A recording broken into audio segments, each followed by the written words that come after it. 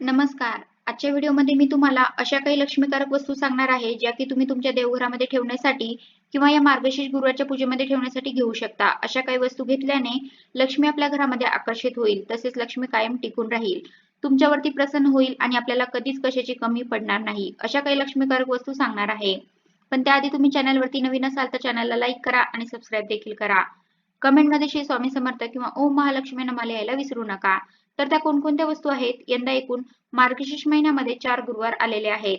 महालक्ष्मीची सेवा करण्यासाठी 4ही गुरुवारी व्रताची मांडणी करायची आहे. यथासांग पूजा करायची आहे.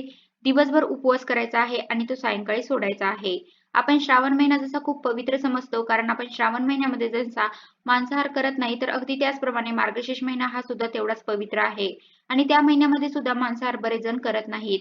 तर आपण सर्वांनी सुद्धा या नियमांचं पालन करून मार्गशीर्षातील महालक्ष्मीचं गुरुवारचं व्रत अगदी मनोभावे करायचं आहे. कारण हे गुरुवारचं व्रत अत्यंत प्रभावशाली आहे. कारण माता लक्ष्मीने स्वतः पद्मपुराणात सांगितले आहे, की माझे हे व्रत जो कोणी नित्यनेमाने करेल तो सदैव सुखी राहील, असे माझे वचन आहे. असा उल्लेख आहे या पुस्तकामध्ये. आणि जो कोणी हे महालक्ष्मीचं गुरुवारचं व्रत करणार आहे, तर त्यांनी दिवसभर उपवास करायचा असतो. काही जणांना काही कारणास्तव उपवास करता येत नसेल, म्हणजे काही जणांना गोळ्या औषधे चालू असतील, ते वारंवार आजारी असतील किंवा काही स्त्रिया गर्भवती असतील, तर अशा व्यक्ती उपवास करू शकत नाही. तर त्यांनी फक्त मनोभावे पूजा करावी, कथा ऐकावी किंवा वाचावी. मात्र उपवास करायला ज्यांना काहीच हरकत नाही, तर त्यांनी दिवसभर उपवास करायचा आहे. उपवासामध्ये तुम्ही फळे, दूध, शक्य असेल तर मग साबुदाण्याची खिचडी सुद्धा खाऊ शकता आणि रात्री नैवेद्य दाखवून मग तुम्ही तो उपवास सोडू शकता. त्याचबरोबर अशा काही लक्ष्मीकारक वस्तू सुद्धा आहेत, ज्या की तुम्ही तुमच्या देवघरामध्ये ठेवल्याच पाहिजे किंवा या पूजेमध्ये मांडल्या तर तुम्ही लक्ष्मी तुमच्या घरामध्ये आकर्षित होईल. त्यातील पहिली वस्तू म्हणजे पिवळ्या कवड्या. पिवळ्या कवड्या माता लक्ष्मीला अत्यंत प्रिय आहेत. कवड्यामुळे माता लक्ष्मी आकर्षित होते असे म्हटले जाते. त्यामुळे तुम्ही 5, 7, 11 अशा कवड्या खरेदी करू शकता. कवड्या अनेक प्रकारच्या असतात, पांढऱ्या सुद्धा असतात. काही जणांकडे पांढऱ्या असतील तर त्या तुम्ही थोडीशी ओली हळद करून त्या हळदीने पिवळ्या करून मग त्याची पूजा केली तरीही चालू शकतं. पण जर तुम्ही नवीन खरेदी करणार असाल तर मग तुम्ही घेताना पिवळ्याच घ्या. त्या कवड्यावरती थोडासा पिवळसर असा रंग असतो. तर अशा कवड्या तुम्हाला खरेदी करायच्या आहेत. कवड्या ह्या माता लक्ष्मीला आकर्षित करतात. त्यामुळे मार्गशीर्ष महिना येण्याआधी तुम्ही शक्य असेल तर खरेदी करा आणि त्या पहिल्याच गुरुवारी या कवड्यांची मांडणी करून सुरुवातीला कवड्यांची शुद्ध पाणी, पंचामृत अभिषेक करून वगैरे स्थापना करा आणि मग त्याची गुरुवारच्या पूजेमध्ये पूजा करा. पूजा झाल्यानंतर या कवड्या तुम्ही एखाद्या लाल किंवा पिवळ्या रंगाच्या पोटलीमध्ये बांधून ठेवू शकता. प्रत्येक लक्ष्मीपूजनामध्ये तुम्ही या कवड्यांची पूजा करायची आहे. त्यानंतर दुसरी वस्तू खरेदी करू शकता, ती म्हणजे माता अन्नपूर्णेची मूर्ती. जर तुमच्या देवघरामध्ये अजूनही अन्नपूर्णेची मूर्ती नसेल, तर तुम्ही मार्गशीर्ष महिना येण्याआधी किंवा मार्गशीर्ष पौर्णिमेला सुद्धा अन्नपूर्णा जयंती असते, तर त्या दिवशी नक्की ही वस्तू खरेदी करायची आहे. तसेच तर तसे तर मुलींचं लग्न झाल्यावरती प्रत्येक मुलीला तिची आई सासरी जाताना ही अन्नपूर्णेची मूर्ती देत असते.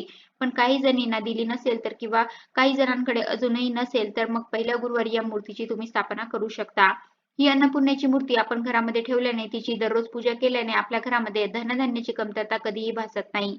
त्याचबरोबर धनसंपत्ती, सुखसमाधान, शांती हे सर्व सुद्धा मिळत असतं. त्यामुळे तुमच्याकडे ही मूर्ती नसेल तर तुम्ही अवश्य खरेदी करा आणि पहिल्याच गुरुवारी किंवा मार्गशीर्ष पौर्णिमेला या मूर्तीची नक्की स्थापना करा. त्यानंतर या पुढची सर्वात महत्त्वाची वस्तू म्हणजे श्रीयंत्र. श्रीयंत्र हे भगवान विष्णू आणि माता लक्ष्मी यांचं आसन मानलं जातं. ज्या घरात श्रीयंत्र असतं, त्या घरात माता लक्ष्मी आणि भगवान विष्णू अखंड वास करतात. त्याचबरोबर श्रीयंत्रामध्ये अष्टलक्ष्मी वास करते असं म्हटलं जातं. म्हणजे 8 प्रकारची लक्ष्मी, जसं की ऐश्वर्य, धनसंपत्ती, पैसा, हे सर्व काही असतं ते एक प्रकारची लक्ष्मीच असते. तर सर्व काही अष्टलक्ष्मी या श्रीयंत्रामध्ये वास करते असं म्हटलं जातं. त्यामुळे श्रीयंत्र आपल्या घरामध्ये असेल तर आपल्याला कशाची कमी पडत नाही असे म्हटलं जातं. त्यामुळे शक्य असेल तर तुम्ही मार्गशीर्ष महिना येण्याआधी हे श्रीयंत्र घरात आणा आणि मार्गशीर्षच्या पहिल्याच गुरुवारी श्रीयंत्राची स्थापना करा. आणि जरी काही जणांकडे श्रीयंत्र असेल तर दर गुरुवारी ते पूजेमध्ये मांडायचं आहे. श्रीयंत्रावरती सुद्धा शुद्ध पाण्याचा पंचामृताचा अभिषेक करून श्रीयंत्रावरती सुद्धा दर गुरुवारी कुंकुमार्चन करायचं आहे.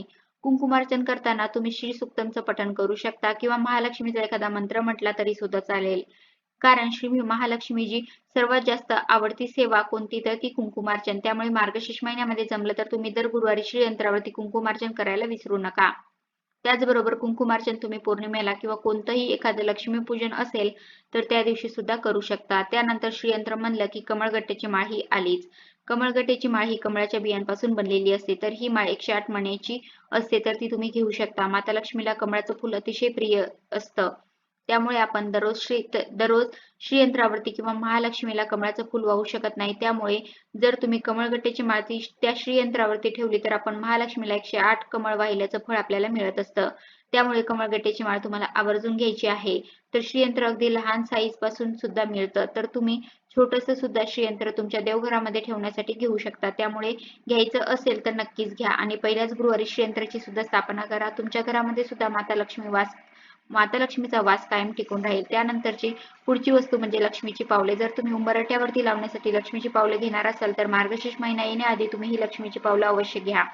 ही पावलं घेतल्यावर त्यावरती सुद्धा शुद्ध पाण्याने पंचामृताने अभिषेक करा आणि गुरुवारच्या दिवशीच मग ती आपल्या उंबरठ्यावरती चिटकून त्याची देखील आपल्याला यथासांग अशी पूजा करायची आहे. शक्य असेल तर चांदीची पावलं घ्या.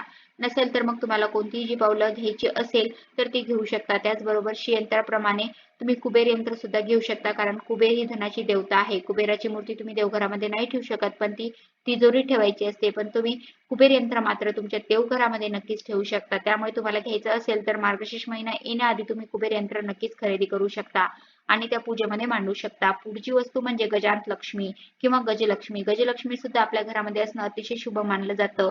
आपण जे अष्टलक्ष्मी म्हणतो ना, तर त्यातील एक असते ती गजांत लक्ष्मी. तर गजांत लक्ष्मी घेताना तुम्ही ती जोडी घ्यायची असते. गजांत लक्ष्मी खरेदी करताना तर त्या हातीची सोंड वरती असावी आणि उजवा पाय पुढे असावा. या पद्धतीची गजांत लक्ष्मी तुम्हाला खरेदी करायची आहे आणि ही गजलक्ष्मी तुम्ही महालक्ष्मीच्या मूर्तीच्या दोन्ही बाजूला 2 किंवा फोटोच्या दोन्ही साईडला 2 अशा पद्धतीने ठेवू शकता. अशा पद्धतीची गजलक्ष्मी तुम्हाला खरेदी करायची आहे. ते अतिशय चांगलं मानलं जातं. तर अशा प्रकारे मी ज्या काही वस्तू सांगितल्या त्या लक्ष्मीकारक आहे. लक्ष्मीला अतिशय प्रिय आहे. तुम्ही या वस्तू पूजेमध्ये ठेवल्या तर माता लक्ष्मी आकर्षित होईल. तुमच्याकडे कायम टिकून राहील. तुम्हाला कधीच कशाची कमी पडणार नाही. त्यामुळे शक्य होईल तर एखादी तरी वस्तू तुमच्या देवघरामध्ये नसेल तर यापैकी एक तरी वस्तू नक्कीच घ्या. गुरुवारी तिची स्थापना करा, पूजा करा. प्रत्येक लक्ष्मीपूजनमध्ये तिची पूजा करा. अशा प्रकारे मी तुम्हाला लक्ष्मीला प्रिय असलेल्या वस्तू सांगितलेल्या आहेत. कसा वाटला तुम्हाला माझा आजचा व्हिडिओ कमेंट करून नक्की सांगा. धन्यवाद.